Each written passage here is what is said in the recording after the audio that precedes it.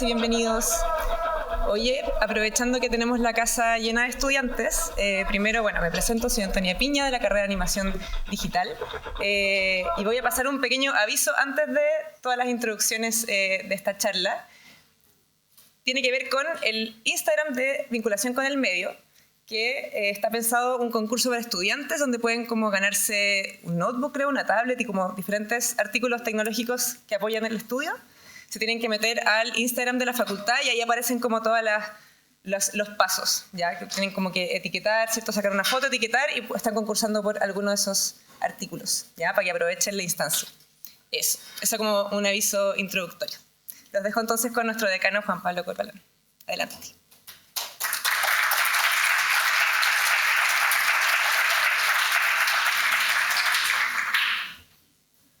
Hola facultad, qué bueno verles todos juntos, lo echamos de menos de tener un momento así.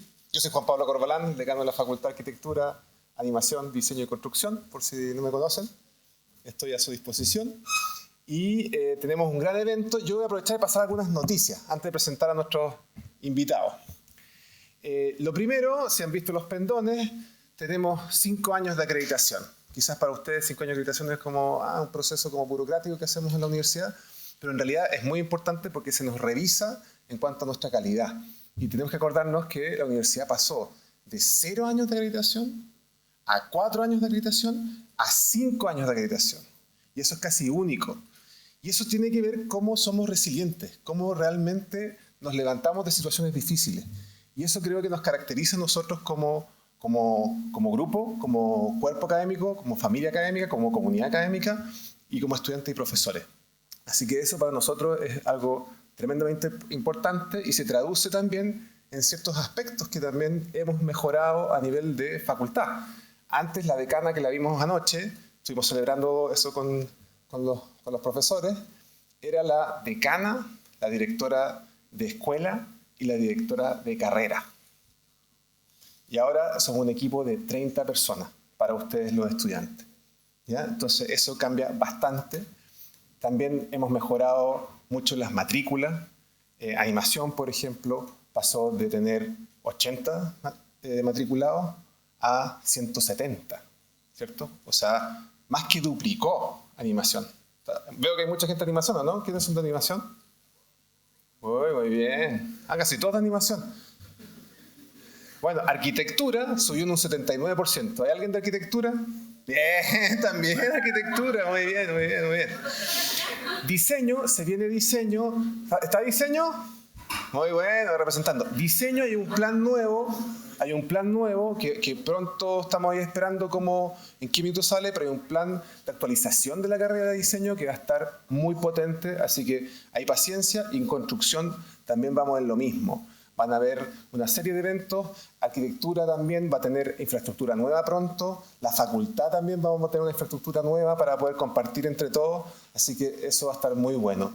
Y en general, para cerrar y no alargarme mucho, quiero mencionar que sigamos con esta senda, no solamente la resiliencia, pero este espíritu que nos convoca, que tiene que ver con cierta visión y sensibilidad social. Eso es algo que también nos caracteriza. Está el programa de intervención comunitaria, que se está ampliando en construcción también. Está ya implementado en arquitectura. Y eso es un sello que vamos a tener de aquí en adelante y que nos hace pensar críticamente. Entonces tenemos ChatGPT, todo lo que queramos, pero pensar críticamente es algo que necesitamos hacer con nuestros propios cerebros. O sea, para fabricar la imagen del Papa con parca, alguien le tiene que decir que la haga. ¿Ya? Ahí estamos nosotros. ¿Ya?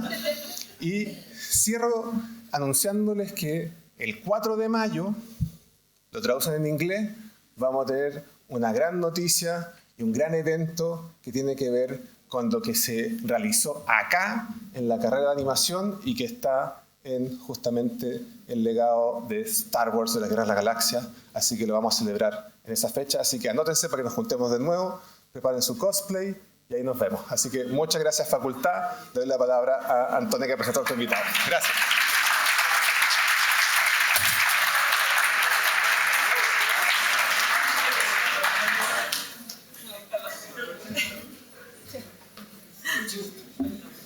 Hola de nuevo. Algunos estaban preguntando por ahí cuál era el Instagram de vinculación. Es vinculación.udla, por si acaso, ya para que se metan ahí y puedan revisarlo del concurso. Bueno, nuevamente darles a todos la bienvenida. Estamos muy felices de poder hacer este evento para inaugurar nuestro año académico y en especial muy felices de dar la bienvenida a nuestros invitados de honor del día de hoy, Joaquín Cosiña y Cristóbal León. Para quienes no lo conocen, voy a contarles un poquito quiénes son y de qué nos van a hablar un poco hoy día. Joaquín y Cristóbal son artistas visuales y cineastas, ambos nacidos en Chile, y conforman la dupla León y Cosiña. Desde el 2007 colaboran juntos en películas de animación, instalaciones, pinturas y esculturas, entre muchas otras actividades. Son reconocidos por sus premiados cortometrajes en stop motion, como Lucía, Luis, Los Huesos, este último ganador a mejor cortometraje en el Festival Internacional de Cine de Venecia. Además de su aclamado largometraje La Casa Lobo, que probablemente lo han escuchado, ¿cierto?, el 2018, que obtuvo más de 20 nominaciones y 8 premios en festivales alrededor de todo el mundo, entre los cuales se encuentran las distinciones al jurado en el Festival de Animación de Annecy, que como sabemos es un festival consagrado como el más importante de la industria de la animación. Para la producción de sus películas, los directores combinan diferentes técnicas como fotografía, dibujo, escultura y performance, interesándose siempre por el valor del proceso creativo y plasmando este proceso y exhibiéndolo como parte de su obra. En 2022 convirtieron la Galería de Artes Visuales de Matucana 100 en un set de filmación donde el público podía tanto interactuar con el rodaje y también presenciarlo, en esta exhibición llamada Los Hiperbóreos. Esta manera única de representar y repensar la obra y la animación los ha convertido en verdaderos referentes en la industria audiovisual chilena al día de hoy. Le damos una calurosa bienvenida a nuestros invitados, León y Cosiña.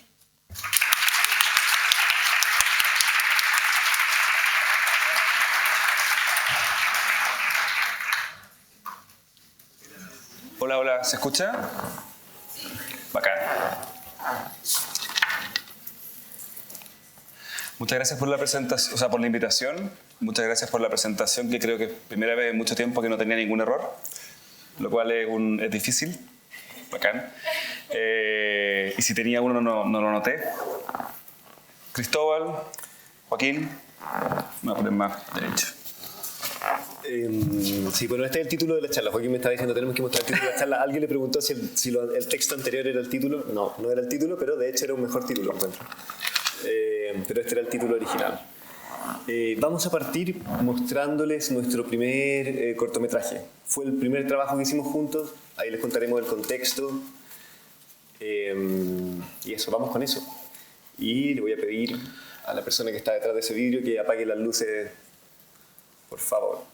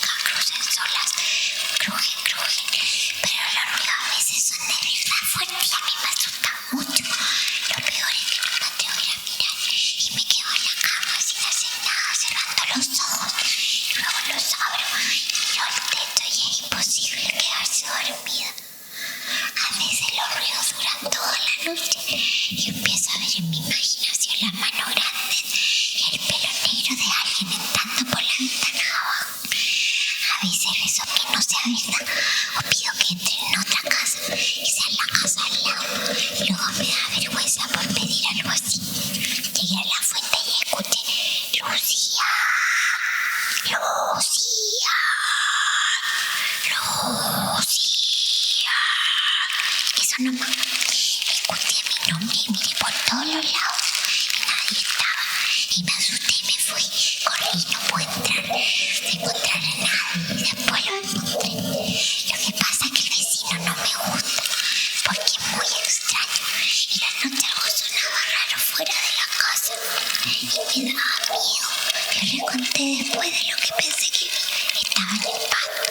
movía en el pasto.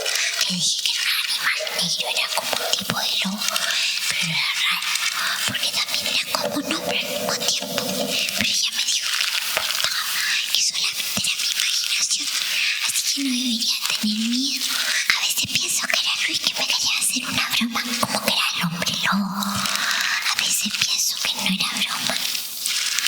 Me sonaba como una pata pesada de piedra afuera, como ramas rotas y una respiración como de hoyo en vez de boca. Lo que pasa es que el vecino no me gusta porque es muy extraño y tiene todo de cuidado el jardín. Y cuando se le murió el perro, que no se murió en realidad, lo mataron con algo duro pegándole en la cabeza. Entonces el vecino vino a conversar y yo le abrí la puerta y es vergonzoso esto. No me atrevo a botarla. Nunca boto nada en realidad. Por eso está todo un poco desordenado. Me dio algo raro encontrar a nadie y después lo encontré. No le conté nada porque yo sé lo que hubieran dicho. Hubieran dicho algo como mentirosa, jajaja, Lucía la mentirosa.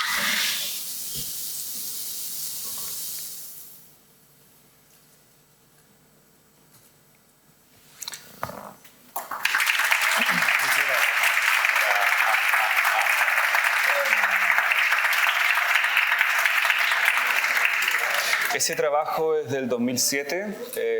Había un punto en que odiábamos mostrar ese trabajo porque nos sentíamos que estábamos pegados, pero ya ha pasado suficiente tiempo como para que mostrarlo no sea vergonzoso. O sea, no nos sentimos avergonzados del trabajo, sino de mostrarlo una y otra vez. Pero, no, Dale. hoy vamos a hacer un... Vamos a hacer un... Tenía mucho miedo. Lo vamos a mostrar de nuevo. Ahora que no nos da vergüenza, lo queremos mostrar muchas veces. No. Vamos a tratar de hacer un recorrido súper acelerado por todo lo que hemos hecho, básicamente, muchas cosas que hemos hecho. El foco de lo que queremos hablar hoy día, porque hay varias... Como llevamos un tiempo trabajando juntos y como bien dijeron, trabajamos en animación, pero también en lugares de exhibición de artes visuales, en instalaciones, etc. Cuando nos ponemos a hablar, podemos hablar mucho rato sobre lo que hemos hecho, pero vamos a centrarnos un poco en los procesos de producción y cómo eso cómo trabajamos, con las reglas que trabajamos, los métodos, la metodología de trabajo y cómo eso se permea en las obras resultantes. Esa va a ser como la... Sí. Bueno, les vamos a contar un poco de nuestros backgrounds antes de empezar a trabajar juntos, muy someramente. Este es un fotograma, una animación que yo hice como mi proyecto de título de diseño. Yo estudié diseño y paralelamente arte, pero me titulé solamente de diseñador. Y mi proyecto de título fue una animación. Y fue mi primera experiencia en animación, fue mi primera experiencia y mi autoescuela en el mundo audiovisual. Fue como y me enamoré de la animación haciendo eso. Fue como descubrí que eso era lo que quería seguir haciendo. Y estas animaciones estaban hechas en 3D, eran como dibujos que yo hacía a mano, combinados con personajes animados en 3D. Lo cual me resultó muy útil en ese momento porque para mí era como un muy buen método para poder hacer películas en mi habitación. No tenía muchas habilidades sociales en esa época, entonces como era una buena manera de hacer cosas solo. Pero también era muy aburrido porque pasaba mucho tiempo en el computador y al mismo tiempo, paralelo, incluido... Como parte de ese proyecto también empecé a trabajar haciendo muñecos y haciendo como cosas muy manuales. Por ejemplo, y todo este proyecto tenía que ver con cuentos de hadas, que va a ser algo que también yo creo que sigue estando muy presente en nuestro trabajo. Esta era una muñeca, por ejemplo, de la Caperucita Roja, era una muñeca como con una cabeza de 2 lados.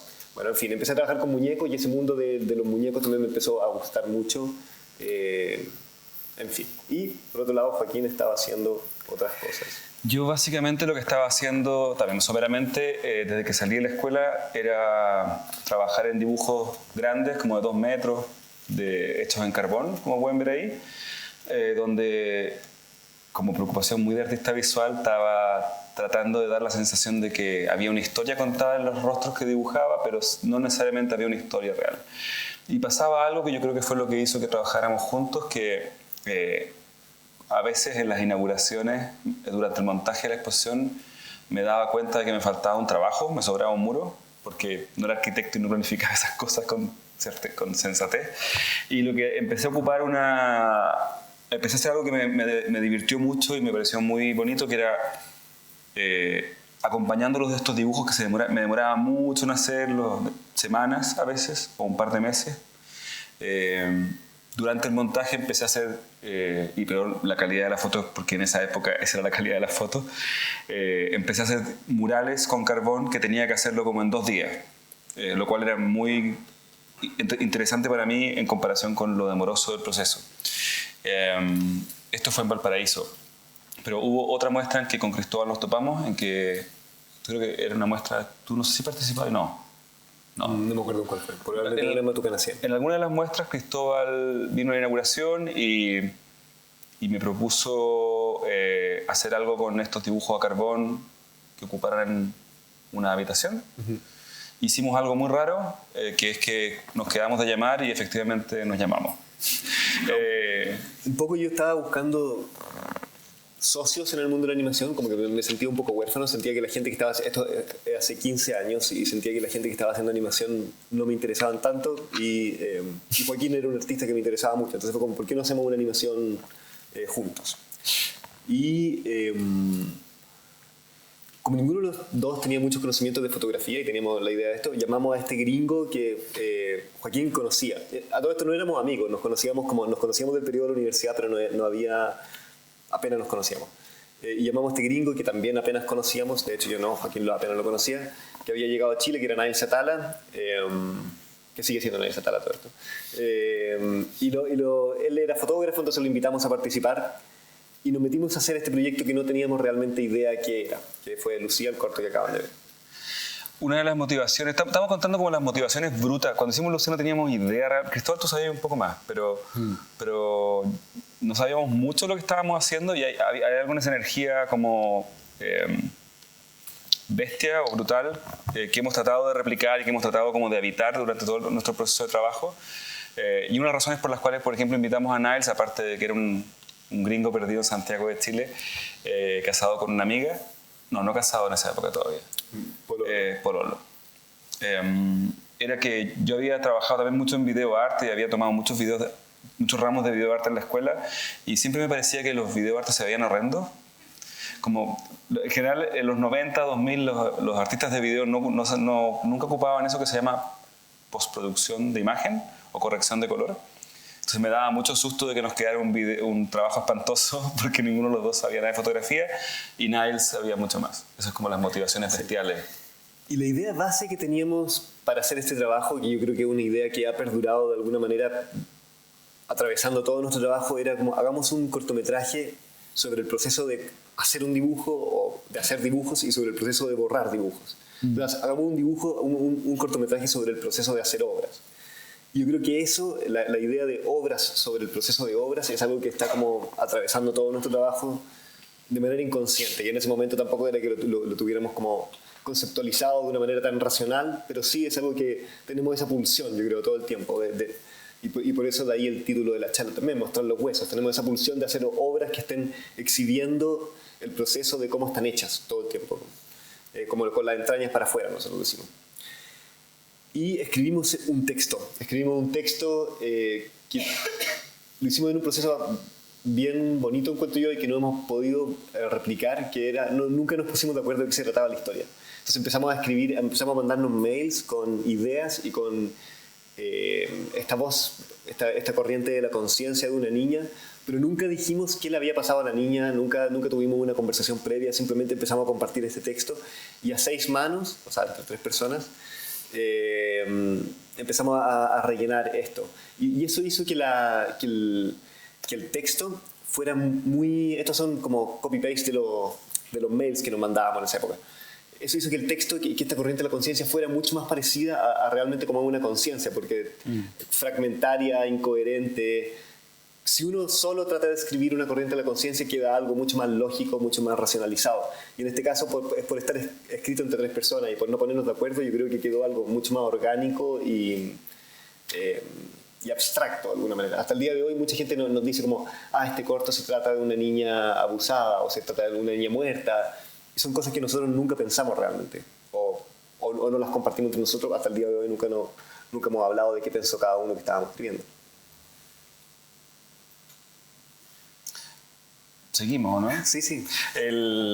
Bueno, nos pasó, y esto es como también para contarles los bestias que éramos, cuando queríamos hacer Lucía, postulamos un fondart de videoarte, creo, y ustedes saben, sobre todo la gente que trabaja en animación, bueno, los arquitectos también, que se supone que somos gente paciente y como que podemos pasar mucho tiempo trabajando en lo mismo, lo cual es cierto, pero en realidad con Cristóbal somos personas muy poco pacientes. Y postulamos el fondo, pero como se atrasaron como 2 semanas en responder, así que nos pusimos a trabajar. Y terminamos el corto, y ahí recién, porque el no es tan acelerado el gobierno como nosotros, nos respondieron que nos habíamos ganado el fondo para hacer Lucía, pero ya lo habíamos hecho. Y como fuimos educados por familias muy buenas, en vez de hacer lo que podríamos haber hecho, que haber entregado Lucía y decir, sí, aquí está, ocupamos esa plata, que no era mucha plata, en hacer la segunda parte, que es Luis, que es como Lucía habla de un niño Luis y Luis le responde a Lucía en este video. Y aquí pueden ver, esas es como las condiciones de trabajo. Lo que hicimos en Lucía, como ustedes pudieron ver, se trata de Lucía, pero también se trata de cómo la presencia de esta niña destruye o transforma el espacio. Y en Luis ya éramos un poquito más conscientes de cómo nos gustaba trabajar y decidimos hacer lo contrario. Entonces lo que hicimos fue armar una pieza en lo que era el taller de la pieza de Cristóbal, que se fue a vivir a mi pieza y yo me fui a vivir a la casa de mi polola. Fue un movimiento peligroso, de hecho produjo muchos efectos secundarios. La cosa es que pintamos de carbón todos los espacios que no eran muebles y compramos 2 hachas y destruimos el lugar, nos dimos un rato para destruirlo, y luego el proceso de animación fue reconstruir el espacio mientras la presencia de Luis iba apareciendo en las paredes. Y de hecho aquí apareció algo que en Lucía estaba más esbozado, que es el sistema de reglas. La manera de reconstruirlo era con goma de borrar, con goma de borrar era para las paredes, pero teníamos que reconstruirlo con silicona caliente, alfileres de gancho y creo que gaffer o tape. No podíamos reconstruir las cosas con otros materiales. Entonces eso hacía que, rompimos varias cosas, pero una de ellas era un florero, y el florero está pegado en un momento, pero no funciona como florero lo que quedó de arreglo. Entonces esas reglas nos permitían delimitar también cuántas cosas podíamos hacer, aparte de nuestra incultura en la técnica. Y aparecieron ya como algunas ideas que también van a ser importantes para el resto de nuestro trabajo, que era esta idea que comentaba Joaquín de meternos el primer día, que de hecho esta foto yo creo que son del primer día antes de que empezáramos a rodar. Que era, básicamente pintamos de negro la pieza y destruimos todo con hachas, y después el corto funciona como una especie de documental también, además de la capa narrativa, funciona como una especie de documental sobre el proceso de reparación y de la pieza. Entonces empezamos a pensar también la animación stop motion como documentación de procesos materiales, documentación de procesos escultóricos, y eso como imaginando que lo que desaparece en el stop motion es el cuerpo que ejecuta las acciones y queda como solamente como la energía transformadora. Y esa idea yo creo que es algo que ha sido muy importante en nuestra manera, no sé si de entender el arte en general, pero de entender el stop motion al menos. Y otra cosa importante que aparece en estos 2 cortos es esta idea de no quemar etapas, que era algo que también Joaquín mencionaba antes respecto a nuestra impaciencia. Porque en general en el cine y en la animación se hace como la escritura del guión, después la preproducción, el diseño de los personajes. Y nosotros empezamos en general a animar el primer día, o no el primer día, pero empezamos muy pronto. Cuando se nos ocurre un proyecto nos tiramos a animar sin hacer el proceso de diseño de personajes, sin tener un guión terminado. Como tratamos de ir construyendo, tratamos de que el personaje se vaya diseñando orgánicamente durante la producción de la película. Tratamos de que el guión se vaya escribiendo durante la producción y que escritura de guión, historia y animación sean 2 dimensiones de la película que se van entrelazando y se van afectando mutuamente. Sí, hay una cosa del tiempo, todos los que son, hay por lo menos 1/3 de animadores acá. La animación tiene una particularidad que a mucha gente la exaspera, pero que es muy rica, que es que como es tan lento, es como tú dices como, improvisé una animación, pero claro, eso es diferente a improvisé una performance bailada, ¿cierto? Como podemos pasar, no sé, pues, con Cristóbal y con Niles en esta época 2 semanas animando una parte mientras estamos pensando qué va a pasar cuando movamos la cámara.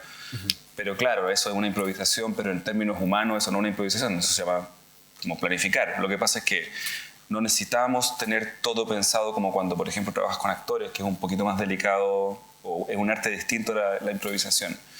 Entonces, aprovechándonos de eso, nos gusta mucho, nos empezó a gustar mucho y nos enamoramos mucho de esta idea también de ir reaccionando a lo que la animación y los materiales nos van diciendo. Que es algo que cuando tú planificas todo en el sentido de preproducción, producción y postproducción de la manera como ordenada y sensata, supuestamente, no tienes mucho tiempo para reaccionar. Como, sí, eso yo creo que dice Joaquín, tiene una pata económica y una pata como práctica a nivel de organización. La pata económica es que nosotros tratamos de mantener nuestros equipos chicos.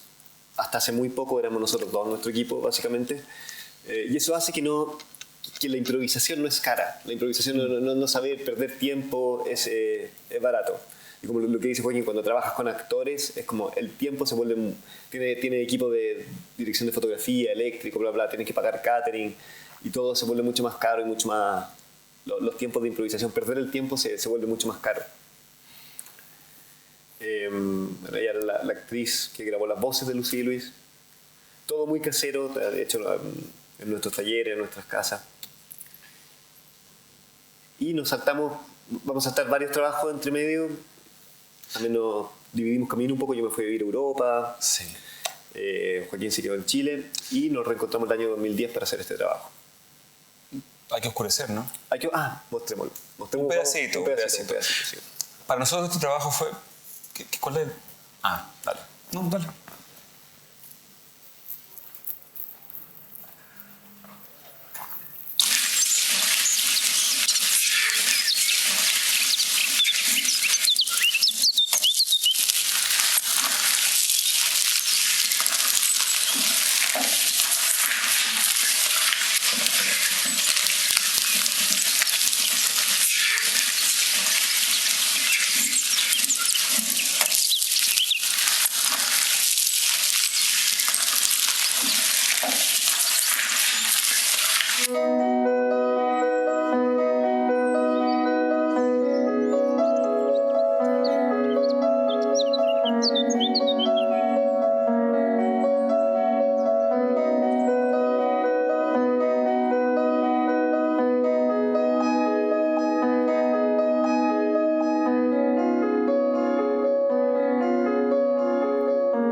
Yes, you are in front of a magical mirror. And in front of this mirror, you must clean yourself.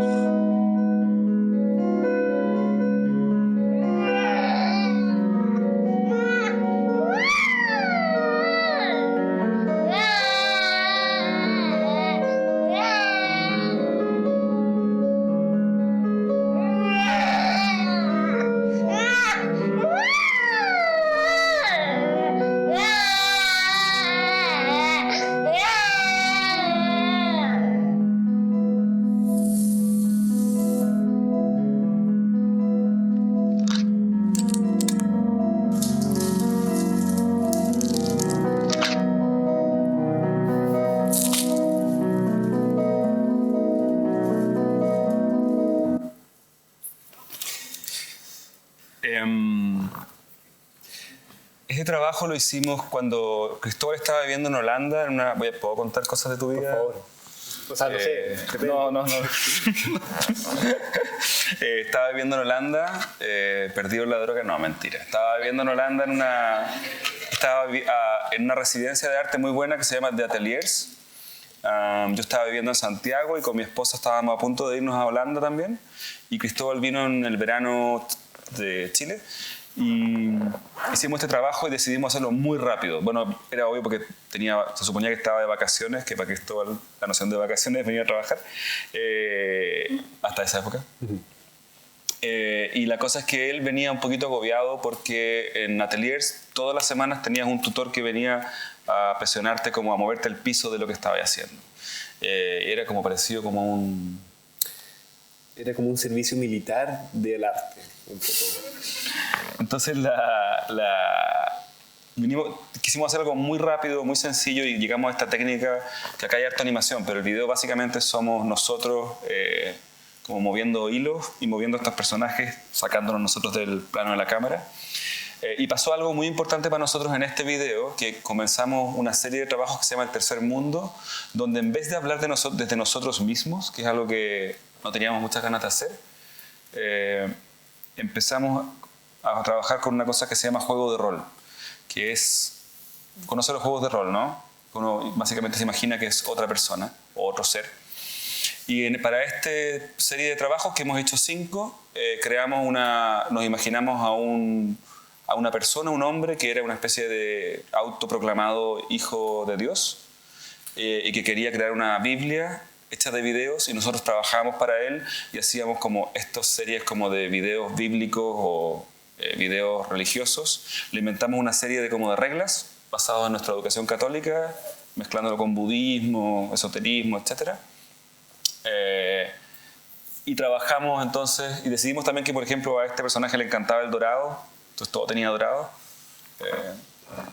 Y trabajamos de manera muy económica. Entonces fue como crear esta manera de trabajar que se llama juego de rol para nosotros, y empezar a trabajar con una manera mucho más floja y sencilla de trabajar.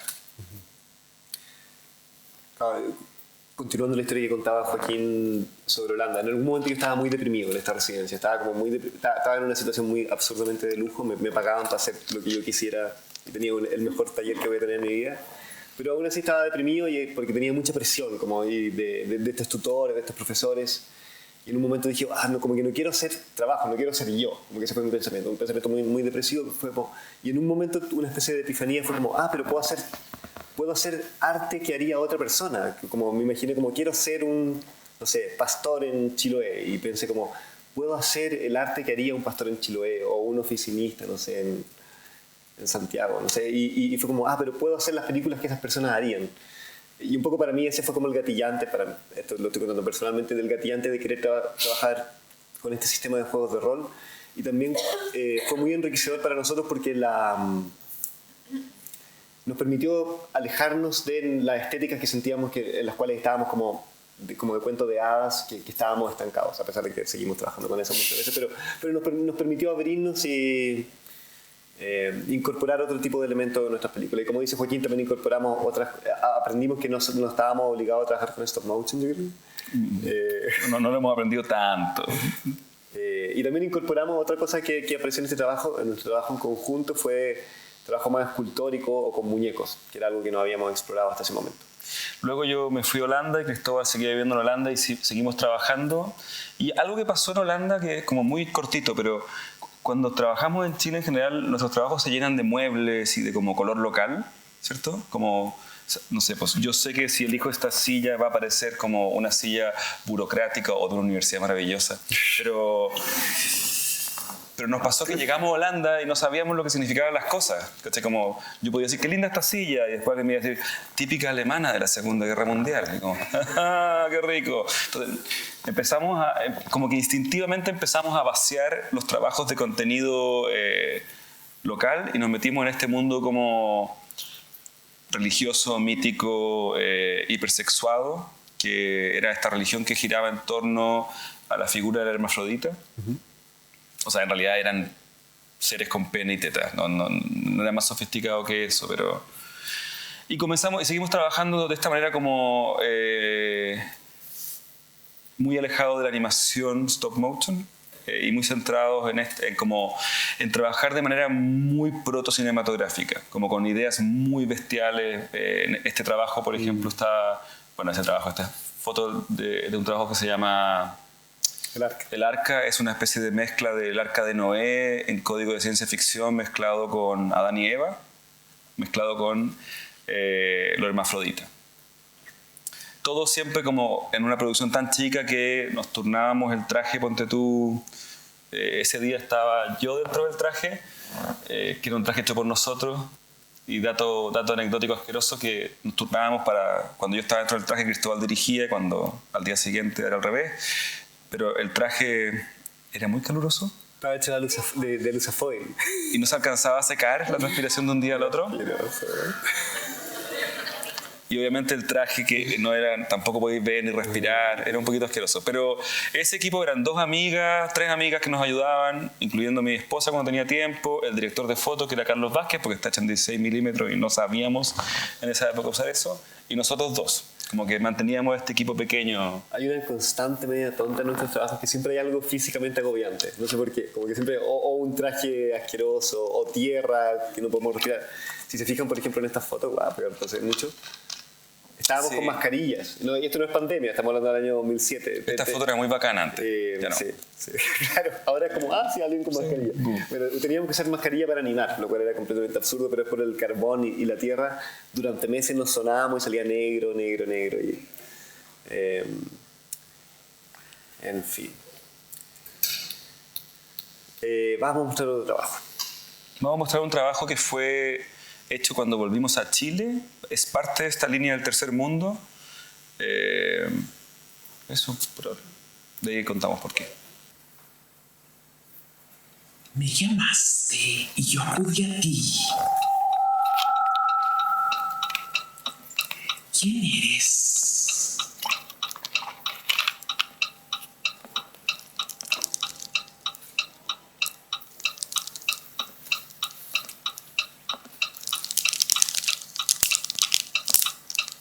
¿Conoces el verdadero nombre de América?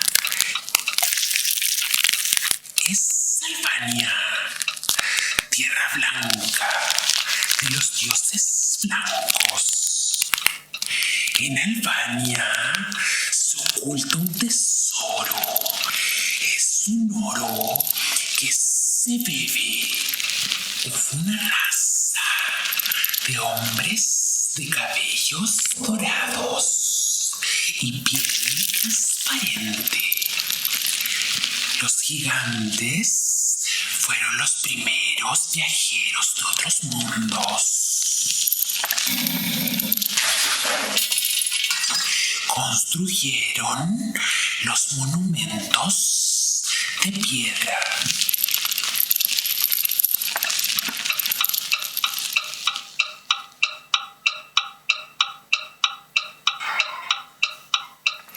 El tiempo de Europa ha concluido. Sus hombres y mujeres tienen la piel blanca y el pelo dorado. Pero la gran civilización del norte está en su decadencia. Aquí en el sur, los gigantes eran hermafroditas. Ayudaron a modelar los continentes. Se escondieron dentro de las cordilleras. Allí esperan. Debes seguir tu sangre, porque la sangre es condensación de la luz.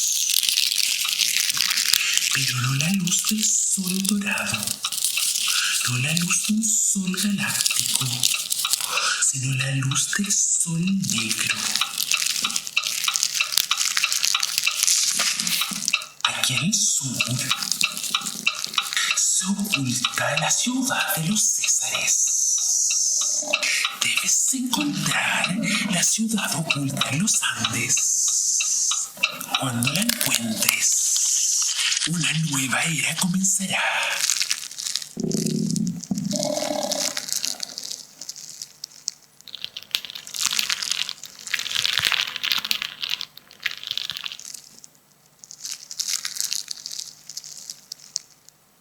Llegarás a la ciudad dorada que se oculta sumergida bajo los basurales, y una nueva y antigua religión comenzará. Todos seremos dioses, creadores de nuevas flores.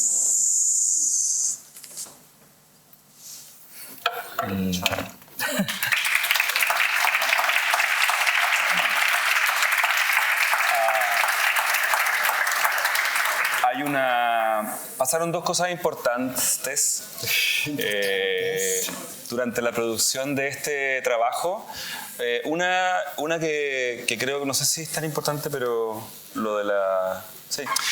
Este video fue encargado por una amiga que es curadora. Curadoras son las personas que son como el equivalente a un editor de un libro en el mundo del arte. Y quería un trabajo de la línea del tercer mundo, que era básicamente estaba plagado de sexo hermafrodita o sexo homosexual, porque era, claro, dos seres iguales. Nos encargó ese trabajo y nos dijo en secreto que esto, nos dijo que estaba financiado por una institución ítalo-argentina, ítalo-chilena, no, ítalo-latinoamericana, italiana. Era para el pabellón ítalo-latinoamericano. Claro, que iba a ser para una muestra en Chile, pero que probablemente iba a estar en la Bienal de Venecia como parte de un pabellón. Y nos dijo que el único problema es que esa gente de Italia odiaba los trabajos con sexo o lo encontraba censurable. Entonces quería un video del tercer mundo, pero sin sexo, lo cual nos produjo un problema metodológico porque queríamos estar en el pabellón de la Bienal de Venecia, confiamos mucho en Paz Guevara, que es la curadora. Entonces, en esa época estábamos ya hace un tiempo leyendo harto a Miguel Serrano, que muy en resumen era un escritor, poeta, diplomático chileno y nazi, no neonazi, porque era nazi cuando existían los nazis de la primera camada. Entonces, como un juego, como nos pareció divertido sumarle a esta religión, sacar el sexo y ponerle un poco de nazismo. Yo no creo que el nazismo y el sexo estén en la misma categoría, por si acaso. Tú eres un libertario, güey. No, bueno, Miguel Serrano tiene esta línea, tenía esta línea de pensamiento que él denominaba el hitlerismo esotérico.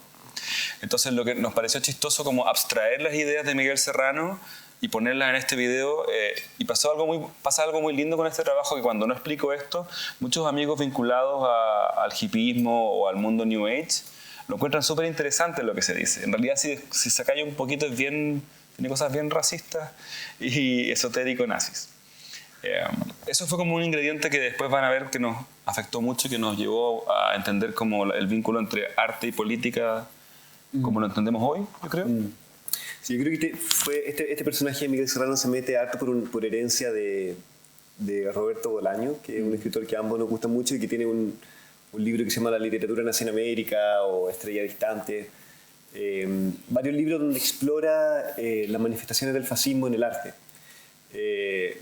latinoamericano principalmente. Y nos interesaba eso, nos llama la atención y yo creo que eso se empezó a colar, ese contenido más político se empezó a colar en nuestro trabajo a partir de este. Sí. También, perdón, no, dale. No, y también otra cosa más metodológica que se empezó a cristalizar en este trabajo fue una forma de hacer guiones, que era por medio de un storyboard muy simple. O sea, este realmente era el storyboard de ese trabajo. Era una oficina, negro abstracto, después una cabeza gigante y después un templo al final. Ese es el nivel de cosas que nosotros tenemos claro antes de meternos a la pieza a animar. Como que tenemos que pasar por esas etapas. ¿Qué es lo que pasa entre medio? Lo dejamos a la improvisación del día a día en el taller. Queremos que nuestro trabajo de animación sea más parecido al trabajo de un pintor o un escultor, que en la animación es muy fácil volverse como un esclavo de las decisiones que tomaste hace meses o hace años incluso. Ustedes muy bien lo saben. Y queremos evitar eso a toda costa. Entonces dejamos mucho espacio para la improvisación y para las decisiones en el día a día. Y paralelo a esta como guión visual, empezamos a desarrollar estos guiones literarios, que en este caso eran estas reinterpretaciones de los textos de Miguel Serrano, y que en este caso intentamos conectarlas con una especie de guión de color. Un intento medio raro. Ya ni me acuerdo qué significa. Sí, significaba que partía más azul el trabajo, después se metía el amarillo, al final se metía el rojo. Sí, no. No sé si lo respetamos tanto. No. Bueno, estas son fotos del rodaje. Bueno, una cosa que pasó importante durante la producción de esto es que llevábamos harto tiempo ya trabajando en la idea de la Casa Lobo, que era básicamente la tercera parte originalmente de Lucía, Luis y el Lobo, donde Lucía ocurre en una habitación, Luis ocurre en una habitación y el Lobo tenía que ser una tercera habitación, pero durante el rodaje con Niles, que fue codirector no fue codirector de la Casa Lobo, pero podría haberlo sido, dijimos ya, hagamos un largo con eso. Y si era una habitación, un corto, entonces varias habitaciones eran un largo y eso en general arma una casa, por eso se llamaba La Casa Lobo. El 2008 teníamos el título y teníamos esta idea, nos fuimos a vivir afuera, etcétera, etcétera. Pero ya habíamos hecho, de hecho, un primer esbozo de guión de La Casa Lobo que partió como una adaptación de La Bella y la Bestia. Si ustedes después piensan en La Casa Lobo, tiene algunas reminiscencias todavía. Pero durante la producción de vuelta de vivir en Holanda y en Alemania, harto tiempo, estábamos trabajando en Santiago de nuevo en esto y nos pasó con Cristóbal que coincidentemente la misma noche, en lugares separados, los dos vinimos se nos vino la idea de que La Casa Lobo tenía que ser también una película de animación de plano secuencia. Lo que pasa es que habíamos hecho todas estas ideas de La Casa Lobo y el guión sin saber cómo la íbamos a grabar. Estábamos decidiendo si hacer una mezcla de actores con animación, etc.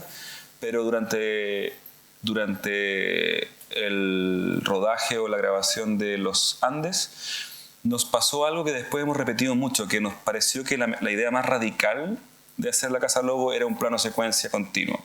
Era una muy mala idea, según un par de amigos que sabían de animación, hacer una película así porque era una buena idea para un corto y una mala idea para un largo, lo cual en general siempre es muy estimulante que te digan que tiene una mala idea porque queréis probar lo contrario. Pero también se instaló entre nosotros esta idea como que una pregunta que yo se la recomiendo mucho, dependiente del área en que trabajen, que es como, ¿es tu idea la mejor versión de sí misma? ¿Es tu idea la más radical que puedes llegar? Sin volverte, por supuesto, un pesado contigo mismo, pero... y nos pareció que hacer La Casa Lobo con un plano secuencia, nuestro primer largo, era una buena idea. Sí, que sea un plano secuencia puede parecer algo muy anecdótico como audiovisual, pero para nosotros era muy significativo porque en este corto, Los Andes, yo creo que desarrollamos más a fondo una idea que está manifestada en Lucía y Luis, pero que fuimos más conscientes. Cada vez uno es más consciente de las cosas y eso lo hace más aburrido el trabajo de alguna manera. Pero bueno, en Los Andes intentamos hacer este trabajo que era una corriente energética y material que atravesaba todo el trabajo, que el trabajo fuera como una especie de río, como una bola de material que se va transformando en pintura, luego se transforma en este chorro que aparece del muro, en basura que se transforma en otra cosa, en una cabeza gigante. Y nos parecía muy inspirados también por un trabajo de unos artistas suizos que nos gusta mucho, una dupla que se llama Fish Levi's, un trabajo que se llama The Way the Things Go, y que es estas máquinas de Wolver, no sé si que las conocen, un dominó bota otro dominó, bota un tarro, prende una llama, y está como causa, consecuencia, esta cadena de cosas que activan otras cosas, nos parecía muy inspiradora para hacer un largo y para hacer una especie de escultura audiovisual, como que sentíamos que La Casa Lobo tenía que ser eso, tenía que ser como esta escultura que durara una hora, una escultura que se transforma, un monstruo que está en constante movimiento durante una hora. Y Los Andes fue muy como esclarecedor para nosotros de que eso es lo que queríamos hacer y que era una idea lo suficientemente radical para inspirarnos para hacer un largometraje. También creo que, y esto es muy cortito, también creo que nos parecía, habíamos hecho harta animación de esta misma manera, en un espacio real, como pintando las paredes, modificando esculturas, muebles, etc. Y habíamos escapado harto de eso con la serie de trabajos del Tercer Mundo. Y de alguna manera creo que La Casa Lobo para nosotros en ese momento significaba como cerrar un ciclo de una manera de animar que pensamos que iba a ser un ciclo más corto el cierre. O sea, pensamos que el cierre iba a durar 2 años, duró 5, pero también nos parecía como... Y parece que no lo cerramos, además. No, de animación no. La Casa Lobo sí, está terminada, no. ¿Está? No, ya. Vamos a hacer, claro, la versión extendida. Bueno, esto es una... De nuevo, como les contaba, tampoco fue algo tan consciente, pero esto básicamente, el guión de La Casa Lobo no es un guión convencional, sino que tiene 3 patas. Por un lado está esta escalera... Wow. No fuimos nosotros. Yo lo veo ahí. Sí, están las...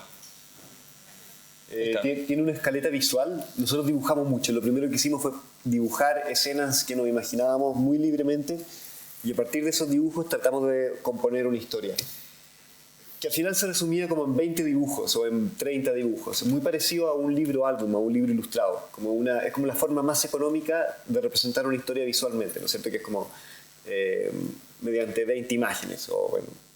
Y Y ese básicamente era el storyboard visual de la película.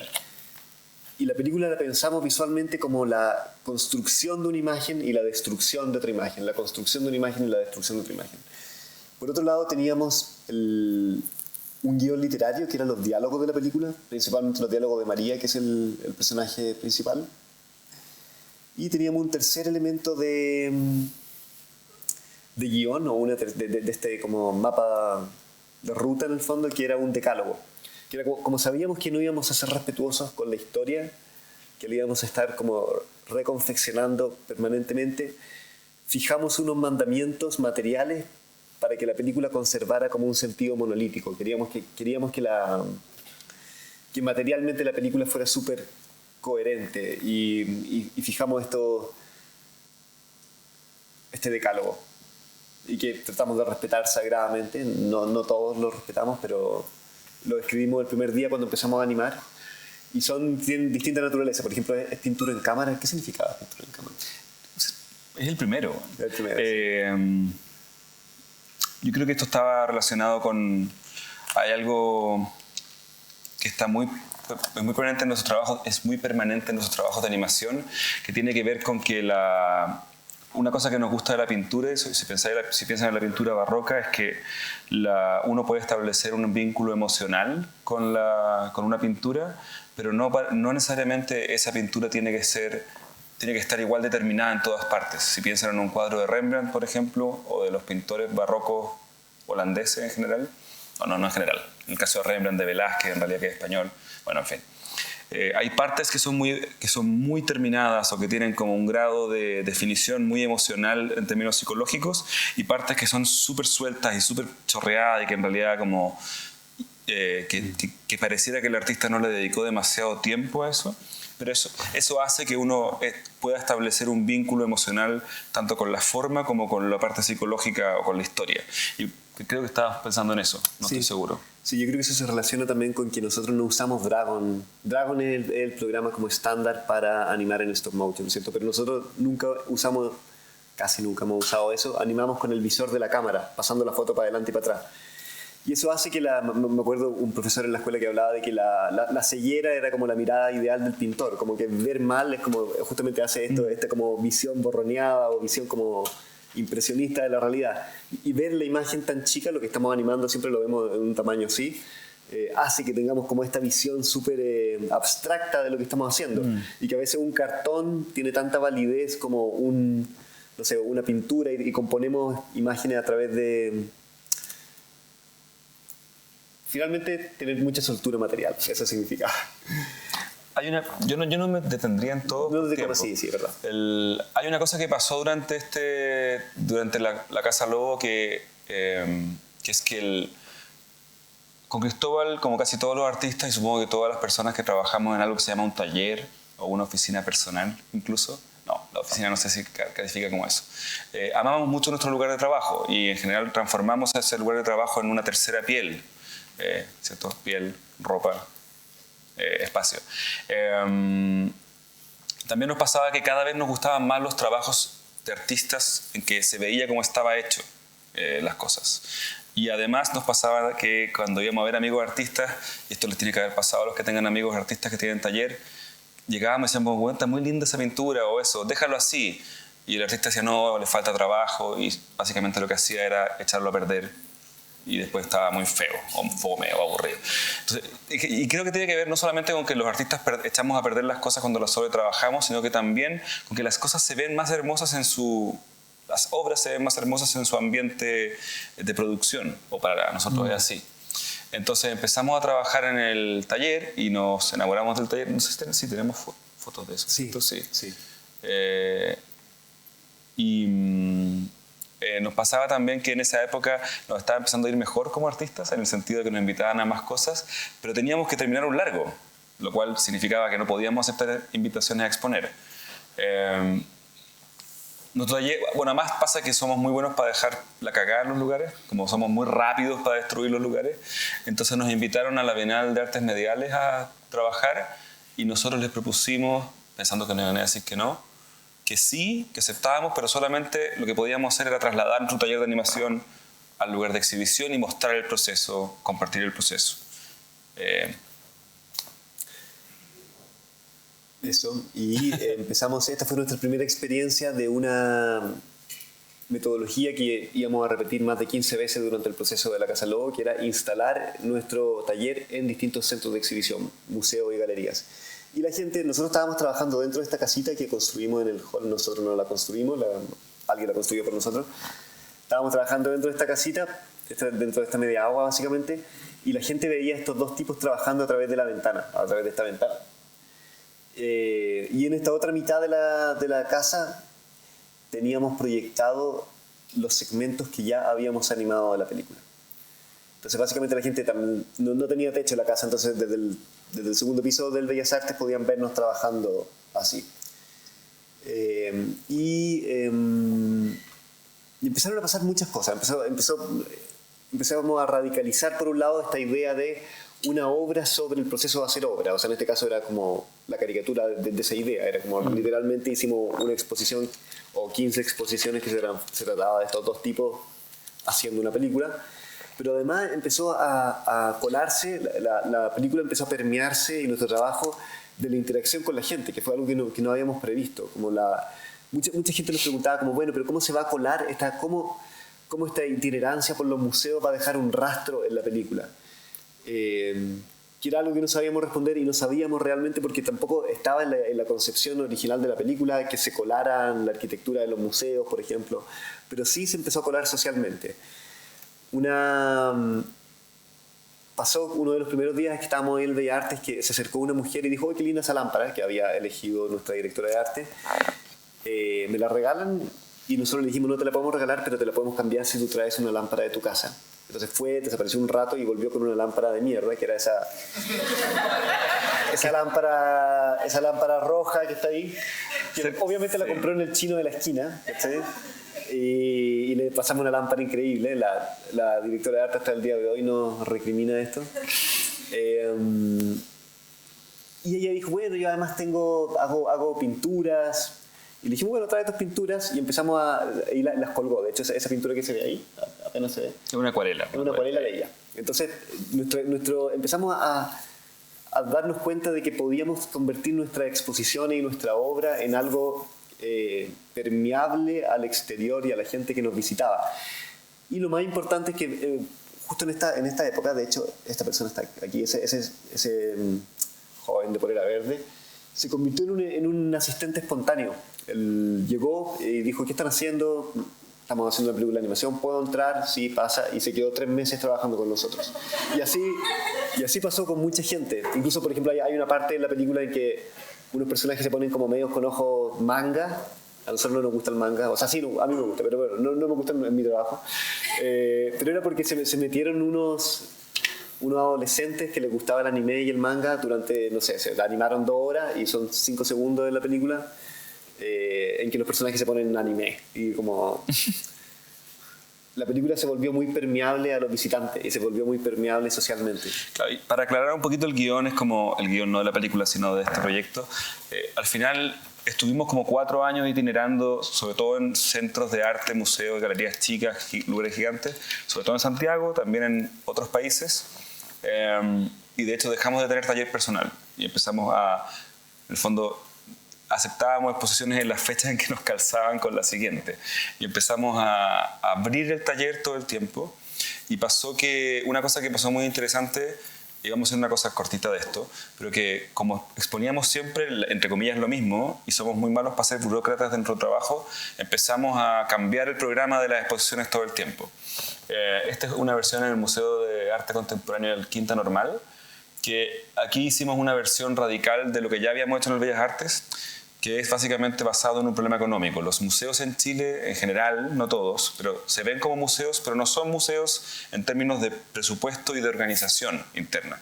El presupuesto de los 2 museos de arte contemporáneo, las 2 sedes, es el mismo, o era en esa época, el mismo presupuesto que tenía un centro cultural en Madrid para hacer una exposición. O sea, desde el sueldo del director del museo hasta el papel confort, como todo el presupuesto de las 2 sedes era en realidad equivalente al... El presupuesto anual, digamos. ¿Ah? El presupuesto anual. El presupuesto anual, sí, perdón. Pero los museos tienen mucha basura De hecho, el MAC de Quinta Normal tiene la mejor sala, que es una semicircular increíble, la usan de bodega y de taller y de basura, entonces de basural.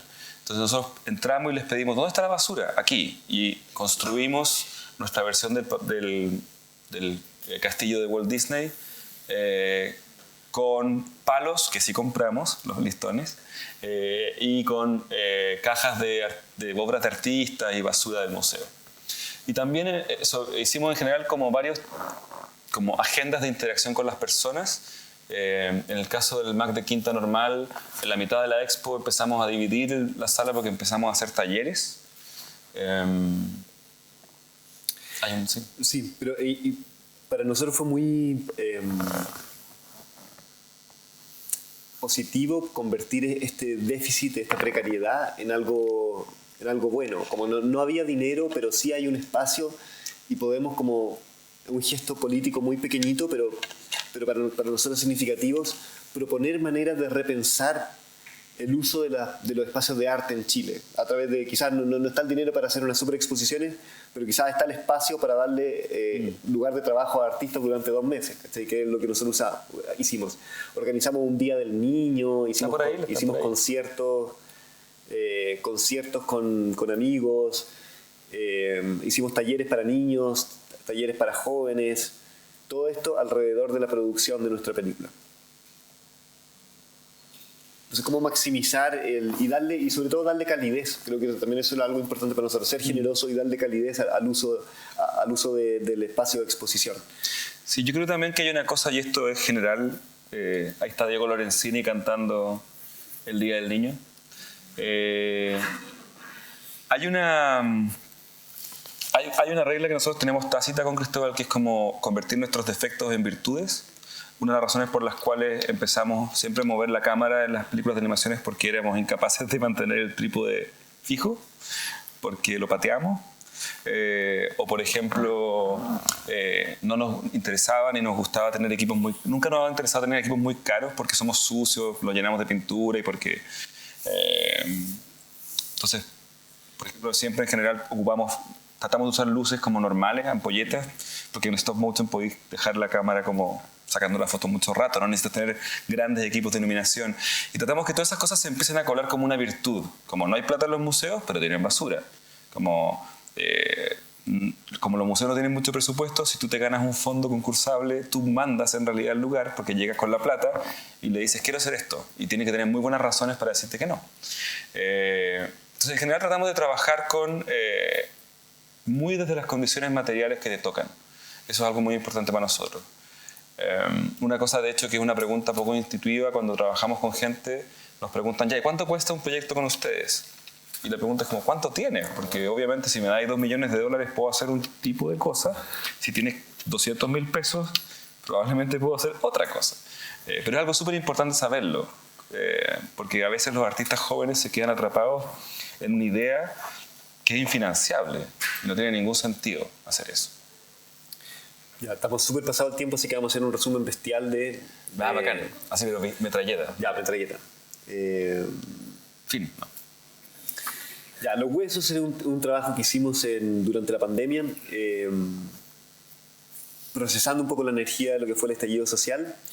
Y hicimos este trabajo tomando las figuras históricas de Jaime Guzmán y Diego Portales, tomándolas muy libremente y tomándolas como pensando en el qué significan esas figuras en el imaginario colectivo o qué significan para nosotros. Estos son primeros bocetos de la obra, storyboard, también muy poco detallado.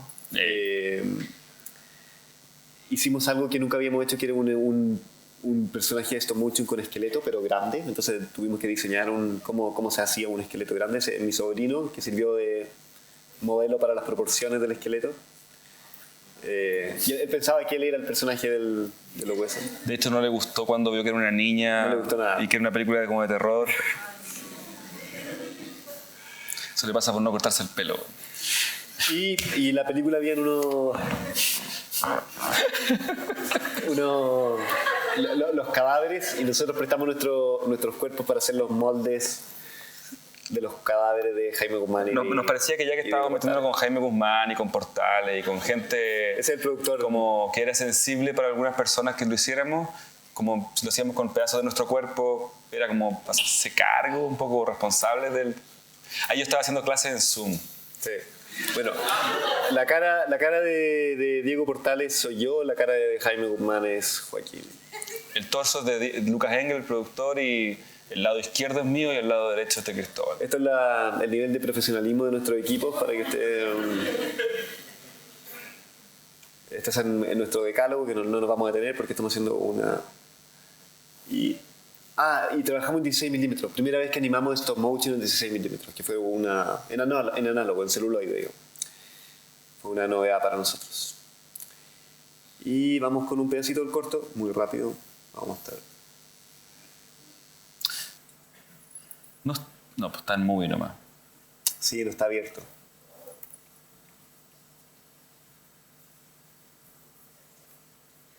Un pedacito del comienzo y después nada.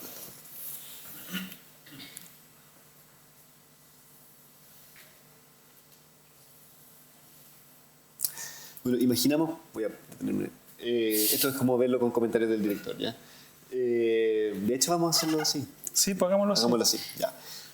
Imaginamos que este corto era el primer cortometraje animado de la historia. Entonces, ahí hacemos una presentación donde nos autodenominamos restauradores del corto y le agradecemos al museo que financió el corto por confiarnos los negativos originales. Le voy a poner un poquito de música. Bueno, el músico trabajó igual. Un poquito, ¿no? Dale. Bueno, hicimos algo muy... sí.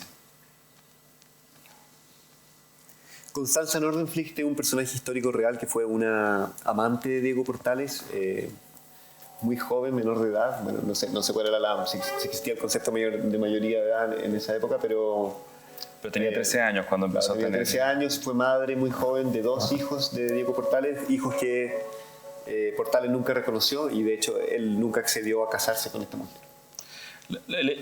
La idea de este corto era básicamente como, ya que había como, era un periodo de reescribir la Constitución, cosa que como ya se enteraron no pasó, queríamos como revisitar por un lado a los dos de los principales escritores de las constituciones oligárquicas de derecha chilena, Jaime Guzmán y Diego Portales, y hacer una ceremonia como para deshacernos de ellos. Por lo visto no funcionó.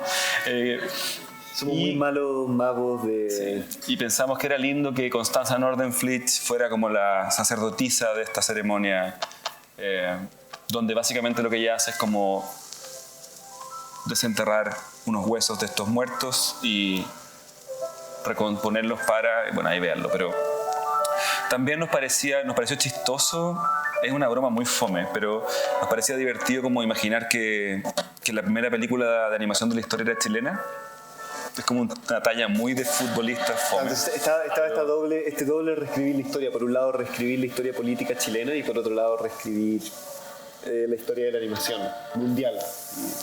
Siempre se dice, y que es medio cierto, de que no hay mucha tradición de animación en Chile, entonces nos parecía divertido empezar a... De hecho, creo que podemos seguir haciéndolo, como hacer piezas como en años del siglo XX para que todo tenga sentido de que nosotros seamos animadores ahora. Estamos creando nuestra propia tradición para atrás, nuestra influencia. Y creo que tenemos que ir cerrando. Bueno, vamos adelante. Bueno, nos quedó lindo. Porque, sí. Bueno, y ahora, como bien decía la presentadora, hicimos un rodaje con una actriz y marionetas en Matucana 100, donde... Mostremos eso. Y ahí vamos a mostrar un pequeño making of. De cómo fue el rodaje en vivo. Sí. Que estamos ahora postproduciéndolo. Con una música que no elegimos.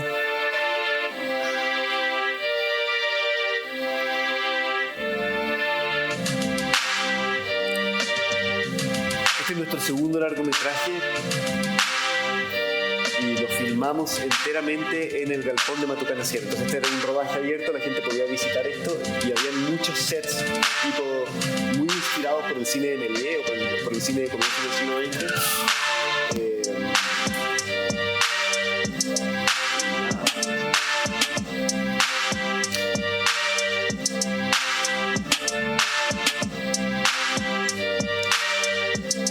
primer rodaje con una actriz. Lo sentimos como una especie de una...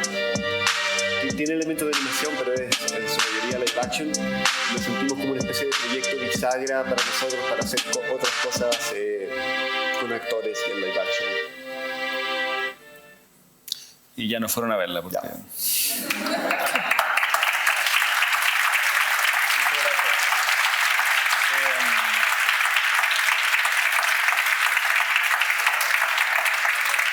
Muchas gracias. Nos habría encantado terminar con un remate mucho más filosófico y profundo, pero mejor pasemos a conversar. Aquí está el remate filosófico. Ah, mira, ahí está.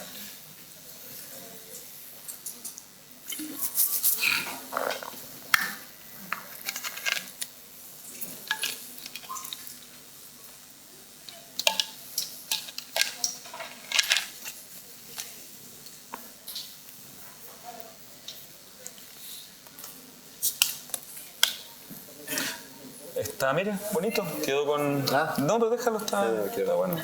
¿No? Es que está... O sea, no sé. No. Ah, que quede corriendo. Que quede corriendo. Sí. Ah, bueno. Ya. A ver. Bonito. No, creo que... preguntas, ¿no? O hay un... Ya, bacán.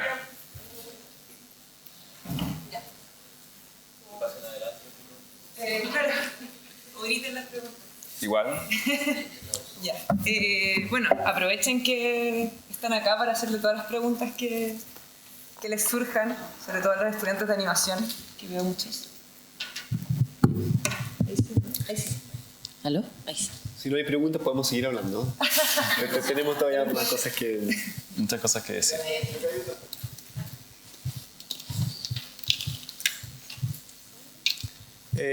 ¿Cuánto tiempo se demoraban en hacer los proyectos? Los proyectos, los cortos de 4 minutos en general tenían un proceso como de 4 meses, entre que se nos ocurría la idea, escribíamos un guión o algo así, empezábamos a producir y los producíamos. La Casa Lobo duró 5 años, que es más o menos equivalente en realidad a la cantidad de minutos multiplicado por la cantidad de meses.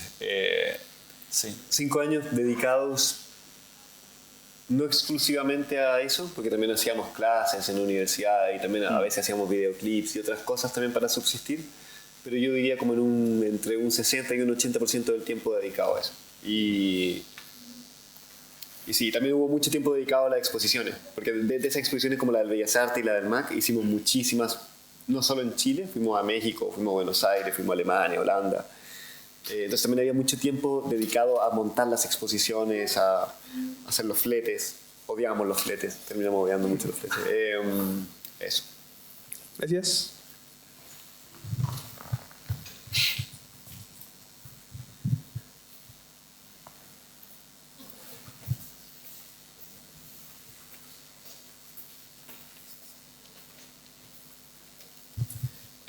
Les quería preguntar por qué tomaron la decisión de trabajar como dúo artístico y cómo esto se mantiene en el tiempo.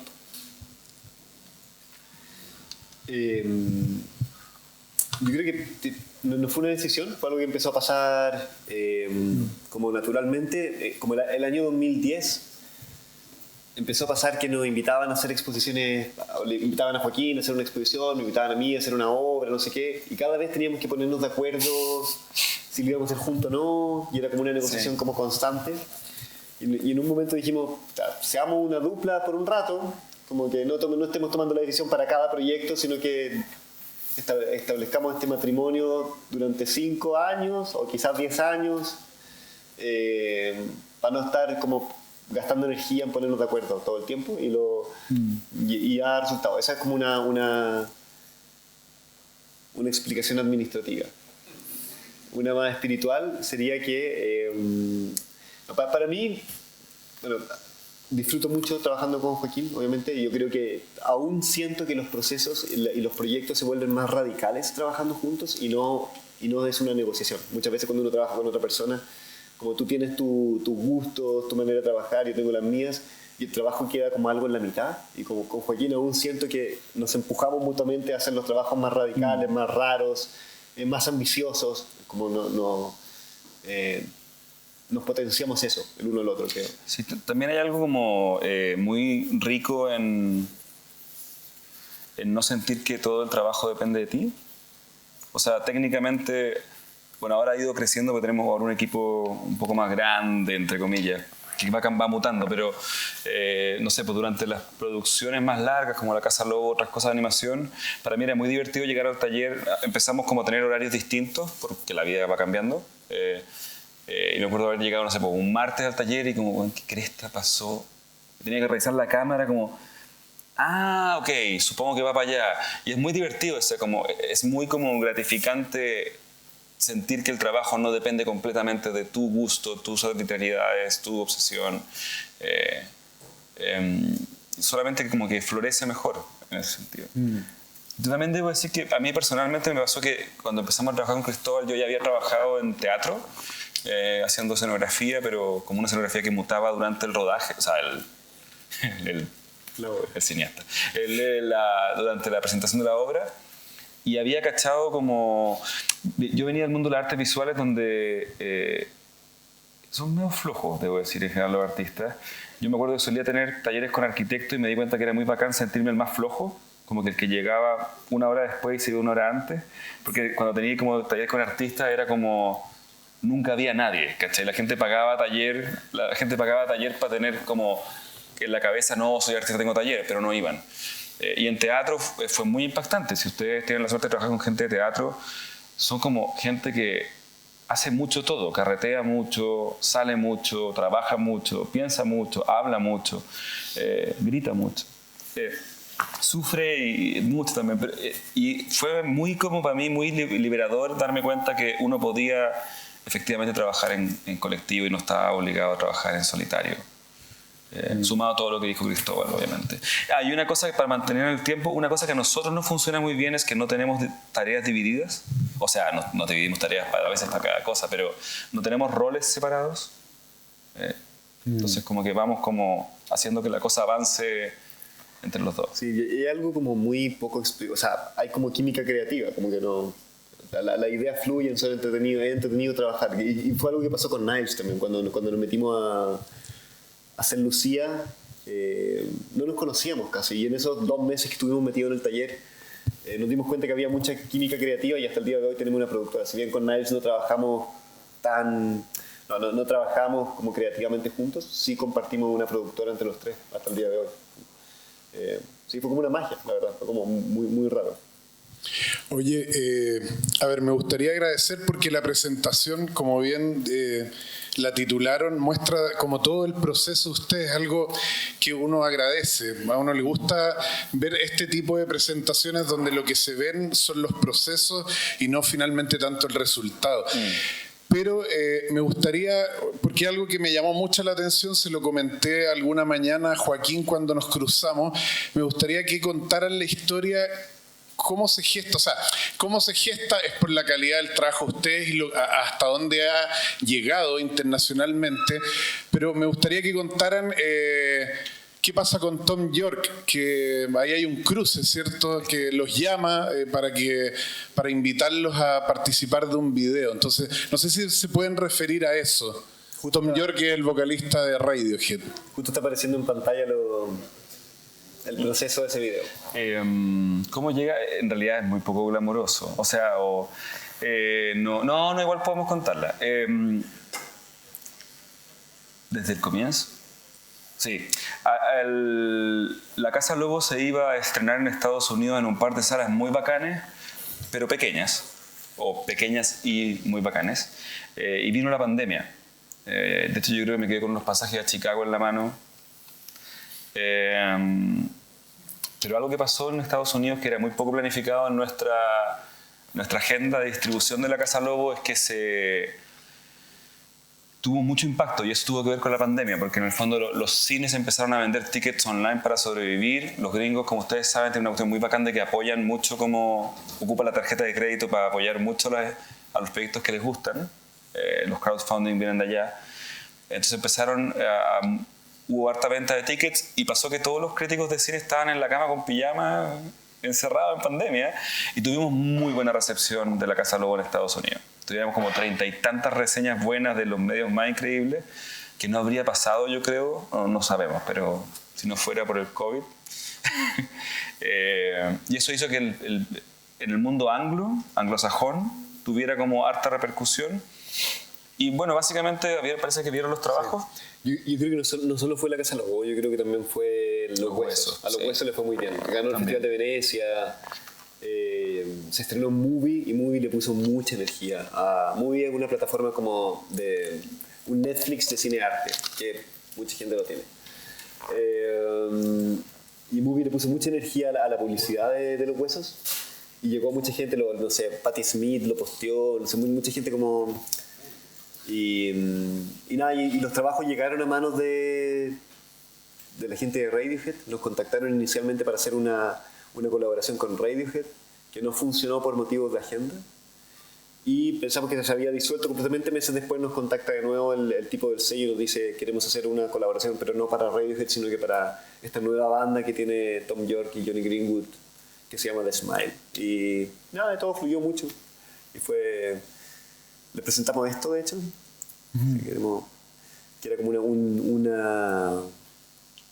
la canción desmenuzada y como con nombres que le pusimos a cada sección y como qué es lo que podía pasar en cada sección. Un storyboard muy simple, bueno, no tan simple en realidad, más complejo de lo que hacemos normalmente. Metimos imágenes de Los Huesos porque sabíamos que estábamos haciendo como... Recién habíamos hecho Los Huesos, iba a ser la misma pieza, teníamos como todos los insumos listos un poco.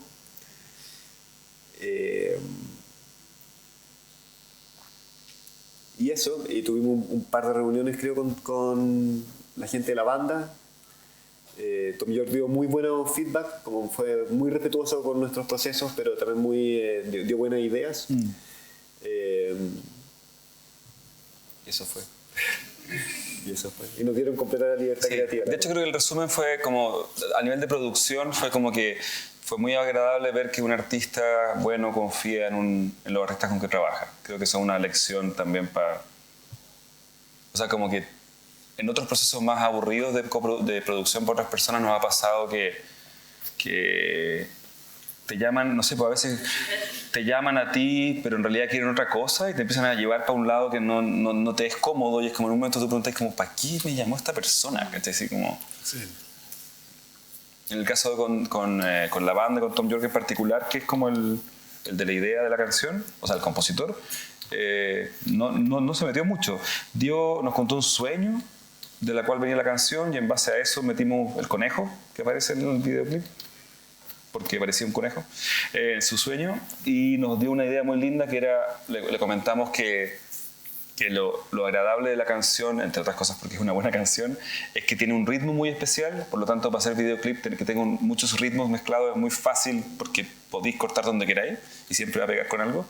Y él propuso que pasarnos la pista de batería solamente y que nos olvidáramos de la canción y que solamente nos centráramos en la pista de batería y no en sus letras, lo cual a mí me pareció como ya, ok, esta persona es realmente un buen artista porque se puede olvidar de sí mismo un rato. No, lo que hicimos inicialmente fue animar, y esa fue la idea de Tom York, fue animar al ritmo de la canción, lo cual es absurdo porque hay beats en toda la canción. Entonces al final cada corte, cada cosa, al final nos dimos cuenta que siempre iba a calzar con alguna especie de beat o de batería. Pero no hicimos corte atmosférico. No hicimos corte atmosférico, sí. Tremendo. ¿Alguna otra pregunta, público?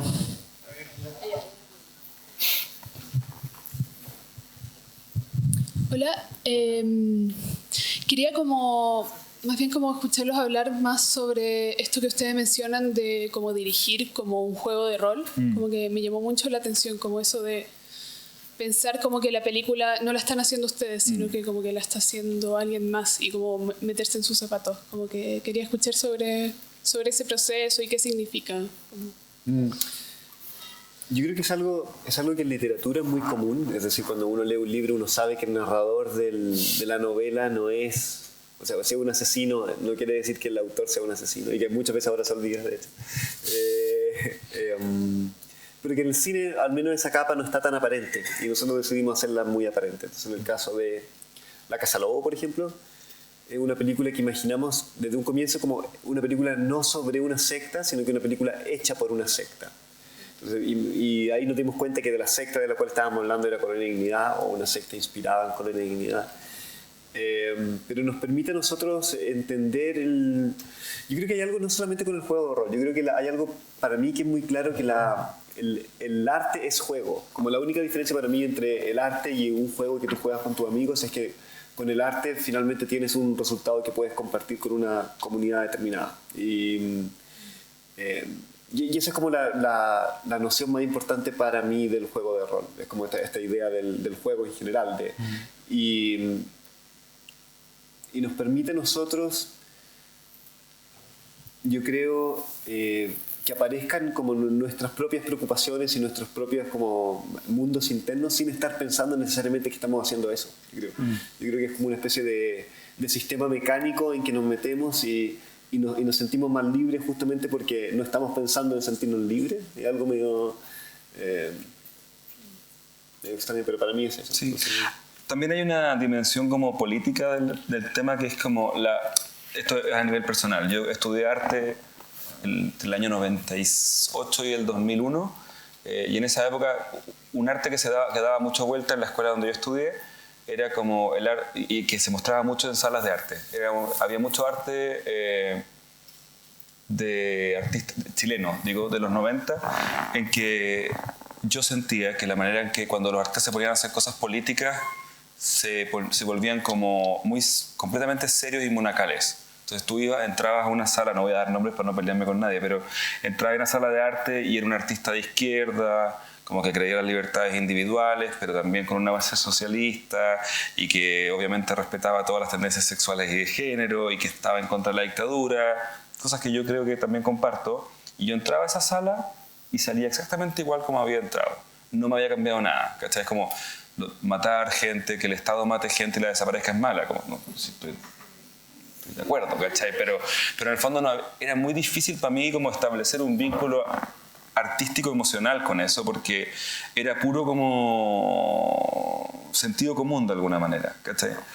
Y creo que a nosotros cuando nos metemos mediante el juego de rol nos podemos meter a zonas más incómodas para nosotros y que nos sacan del lugar evidente, y ¿cachai? Como, entonces, por ejemplo, la Casa Lobo está inspirada en el caso de Colonia Dignidad, pero para nosotros no tiene ningún sentido hacer un documental contra la Colonia Dignidad, porque el caso de la Colonia Dignidad es particular, pero necesitamos que el trabajo abra puertas para que uno pueda entrar por lugares que sean los no usuales. Me pasó una vez, por ejemplo, que creo que tú no estabas en esa conversación, presentamos la Casa Lobo en la Facultad de Humanidades de la Universidad de Chile, que es un lugar complejo de audiencia, y empezamos a hablar de esto, y una persona joven, una mujer, me comentó algo básicamente me puso en duda de que si pasábamos tanto tiempo pensando en nazis y gente mala, nosotros probablemente éramos nazis y gente mala. Lo cual yo adhiero un poco, no que seamos, sino que cuando uno pasa mucho tiempo pensando en algo, hay algo que te atrae de eso. Y dijo, yo por ejemplo jamás podría empatizar con un violador, ¿cachai? Y yo como que me tiré y dije, bueno, quizás sería súper interesante que hiciera una película o una ficción sobre una mujer violadora, ¿cachai? Como me metí en un tema innecesario, pero pero en el fondo... ¿Y te estás metiendo de nuevo? No ahora, en ese momento da lo mismo. A lo que voy es que un tema que ella trajo a colación en todo caso, que era complicado, probablemente iba a ser más interesante como obra artística si es que ella se metía en un lugar que detestaba. Y nosotros tratamos un poquito de hacer eso. Y a veces tratamos de salir de ese rol igual para hacer otras cosas. Y si me metí en un rollo, pero lo siento. Hay una cita de David Mamet, que es un director, dramaturgo, guionista gringo, y que te dice: el propósito de la técnica es liberar el inconsciente. Si siguen las reglas aplicadamente, estas le permitirán a tu inconsciente ser libre. Eso es creatividad real, de lo contrario estará encadenado por la mente consciente. Bueno, bla, bla, bla. Pero en fondo, esa cita que quiere decir como es una cita súper conservadora. Lo que está diciendo en el fondo es como aplica las reglas del cine y las reglas de la dramaturgia. Y ahí vas a poder realmente manifestar tu libertad, vas a poder como jugar. Y para mí la idea del juego y del juego de rol tiene que ver con eso, porque uno como artista, si estás como en la creatividad total o en la libertad total, estás tratando de ser original, tratando de ser interesante, tratando de demostrar que eres original e interesante. En cambio, si estás como metido en una mecánica de jugar a algo, como la mecánica de jugar, como Messi solamente puede ser Messi porque está jugando fútbol tratando de meter el gol, y en ese tratar de meter el gol pasa algo mágico que hace una cosa como inesperada, ¿cachai? No estamos comparando nosotros con Messi, pero digo, como el ideal es como poder hacer algo como... Yo creo que la creatividad aflora cuando uno está como en una mecánica muy, muy clara, y el juego de rol es parte de esa mecánica que diseñamos para meternos en algo. Estamos haciendo algo. Es difícil, no sé si es claro. Yo quiero aprovechar que yo tengo el micrófono para hacer una pregunta. Me surge como la duda respecto a la escala, como algo súper técnico quizás, pero generalmente asociamos el stop motion como a miniaturas o como a escalas pequeñas. Me pregunto si eso es algo como relacionado a sus temáticas o a sus procesos, el mostrar escalas como más reales, ¿cierto? Cuerpo a cuerpo, o si tienen intereses quizás en formatos más grandes, más pequeños eventualmente, como... Esa es mi duda. Yo creo que tiene que ver con muchas cosas. Tiene que ver con, uno, voy a decir la más simple. Pasamos mucho tiempo en el computador y como es muy liberador y muy sano estar haciendo algo físico y tener que pararse de la cámara e ir a hacer algo grande. Yo creo que es como saludable. Otra es que cuando uno hace cuando trabajáis en miniatura tenéis que diseñar todo. Todo tenéis que... Es como el mundo del supercontrol, del hipercontrol, ¿cachai? Tú diseñas el mueblecito y el estilo del mueblecito y el cuadro que va y toda la weá. Y es muy liberador como poder encontrarse con un mueble en la calle y meterlo en la película. ¿Cachai? Como que, y todos esos muebles traen sus fantasmas, traen sus historias, traen sus relaciones culturales. Y yo creo que eso es como algo más enriquecedor del trabajo, no estar en completo control de cada decisión, de cada cosa. Yo creo que esas son las dos primeras que se me ocurren. La tercera también es que, no sé, en mi caso, por ejemplo, yo no había hecho animación hasta que empecé a trabajar en una habitación grande. Hemos hecho cosas chiquititas para algunos como servicios o para algunos videoclips. Y queda súper lindo y a mí me carga esa cuestión de que sensación de que voy a estornudar y voy a echar a perder la escena. No me gusta, me siento incómodo, pero también es como, no sé, pues, si aprendiste a rotar con el pie izquierdo así, como que... aparte de lo que dice Cristóbal, yo no me imagino haciendo como animación gigantesca, no sé. Sí, yo creo que nos gusta meter muchas dosis de descontrol y de accidentes en nuestro trabajo. Yo creo que eso solamente en animación puede ocurrir si lo hacemos grande, porque el chico sería completamente demasiado caótico. Pero en grande, como esas dosis de, no sé, por ejemplo, si caminamos en el suelo y esa estoy dando un ejemplo muy concreto, esas pisadas mueven la tierra de donde estamos animando, que es algo que estamos haciendo ahora. Eso se ve bien en grande, no se ve bien en chico. Y también tiene que ver mucho con como que nos gusta la gestualidad del cuerpo. Es muy distinto hacer una pintura con todo tu cuerpo, con el movimiento de todo tu hombro, que hacer una pintura con el movimiento de tu muñeca. Son cosas muy distintas y disfrutamos más la primera. Sí, también yo creo que hay una cosa material, como a mí me gusta mucho ver que los materiales están siendo sí mismos. Hace poco nos tocó ir a CalArts, que es una escuela en California y que es una gran escuela de animación, y nos metimos en estos talleres de stop motion increíbles con unas máquinas maravillosas, los estudiantes haciendo unas maquetas bellísimas, gigantes para stop motion. Pero igual después de la sensación fue, tú caché que todos ocupaban una textura, un musgo raro para hacer vegetales. Y sé, ¿de dónde viene esto? Como, ¿por qué decides como que esta cuestión de plástico verde hecha con no sé qué resina es algo que se ve como pasto? O había otro muy hermoso que era una especie como de diner, como estas fuentes de soda gringas.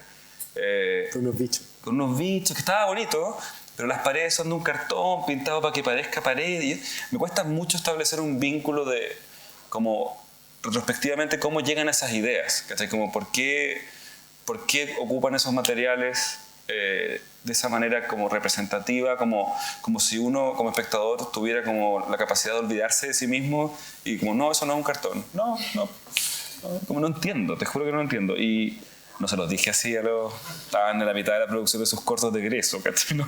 Pero hay algo como problemático encuentro en la maqueta que casi que me dan ganas de que hagamos algo con maquetas y tratar de entender. Igual a mí me gustan mucho las maquetas. O sea, como que no sé si me gusta tanto hacerlas, como somos muy caóticos, pero por ejemplo el trabajo que hizo Coti Bete y el equipo de arte de Bestia lo encuentro maravilloso, o sea, encuentro que es increíble. Lo admiro mucho, pero... Sí, de hecho, pero en ese caso, por ejemplo, toda la reflexión que hay sobre por qué los materiales es súper hermosa, ¿cachai? Y ahí sí lo entiendo. Sí. Que no es el caso, que venga Lugo a explicarlo, o la Coti, pero... Yo creo que también nos gusta la escultura, nos gusta la pintura y eso funciona mejor en grande. Gracias. Si hay alguna otra pregunta, vamos cerrando. Ya.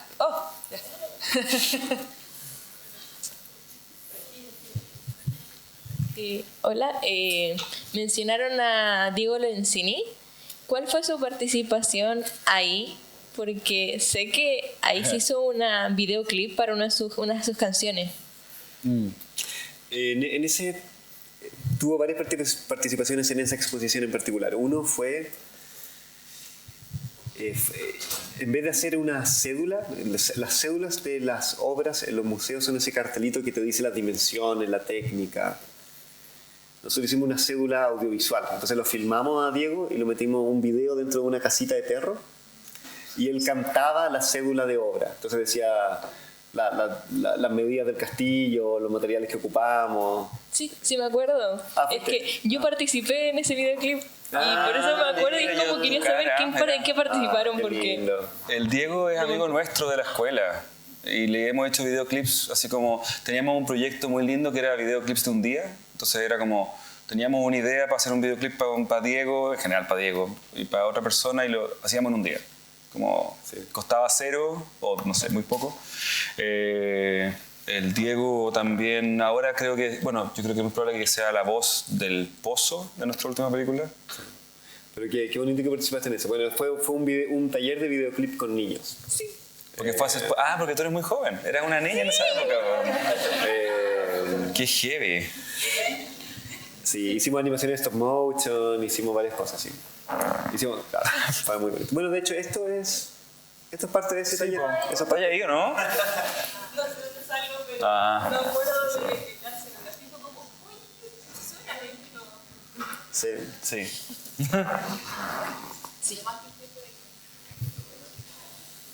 Ya, vamos con la última. Dale. Hola. Yo quería un poco preguntarles acerca del proceso creativo, como, claro, donde en verdad funcionan a partir del azar, del descontrol, pero ¿qué pasa, qué pasa con la frustración? ¿Cómo lidian con la frustración quizás cuando algo no funciona o cuando algo se les va completamente de las manos? Como, ¿les ha pasado eso como de que, no sé, el resultado quizás no se acerque a lo que esperaban? ¿O cómo manejan el error y el azar? ¿Cómo lo controlan? Eso. ¿No nos pasa muy a menudo que tenemos como resultados? En la Casa Lobo perdimos material porque porque nos quedó feo. De hecho, pero no nos pasa muy a menudo. Fue en el caso de esta escena, de esta escena, que fue nuestra primera experiencia trabajando con público. Y estábamos muy distraídos, yo creo. Estábamos como muy sobrepasados por estar con gente mirándonos mientras trabajábamos y nos quedó súper mal la escena y nos demoramos como 2 años en darnos cuenta que nos había quedado súper mal. Pero no nos hicimos mucho rollo, fue como, hagámosla de nuevo, hagamos otra cosa, no. Hay una... A ver, no, a nivel metodológico, para que no pase tanto eso, nosotros con Cristóbal gastamos mucho tiempo de nuestro trabajo antes y durante en los procesos de producción, como discutiendo, conversando, imaginando, trayendo como textos o ideas, hasta que sentimos que estamos es como llenar una piscina y una vez que está llena, te podéis tirar a nadar ahí con cierta libertad. Entonces, por ejemplo, en el caso de la colonia Dignidad de Casa Lobo leímos mucho hasta que yo en un momento paré porque había tenido recién a mi hijo y era muy mala lectura mezclada con cuidar una guagua de 1 año. Pero en el fondo como que alimentamos como el terreno en común, ¿cachai? Y en base a eso ahí entramos a jugar como con las reglas más o menos claras. También como somos dos, nos tiramos alertas cuando está quedando mal. No puedes culpar al otro cuando queda mal. Siempre yo pienso que es culpa de Joaquín, culpa mía. No. Y también tenemos una regla un poco Barça, que cuando empezamos la producción de algo, cuando entramos en el taller asumimos que somos brillantes. No tenemos mucha autocrítica, la verdad. De hecho, cuando llega gente o de todo el taller piensa como, pero esto podría quedar mejor porque no está quedando tan bien. Es como, no estáis entendiendo. Como, no hay autocrítica en este taller. Es que si no, ¿cachai? Que no terminamos nunca. Como, obvio que siempre podría ser mejor. Hablando en serio, yo creo que seamos dos, yo creo que ayuda mucho. Porque cuando uno falla, cuando trabajáis solo, es muy como que tú fallaste. Y es como, es muy personal. Yo creo que no sé, que sea un trabajo colectivo lo aliviana mucho. Como que si no te gusta tanto, da lo mismo, el próximo va a quedar mejor, como... pero no nos pasa, en general nos gusta lo que hacemos, no nos pasa tanto que estemos como decepcionados de los trabajos. No. Sí. Barça. No tenemos mucha autocrítica. Ya. Muchas gracias. Damos un último aplauso.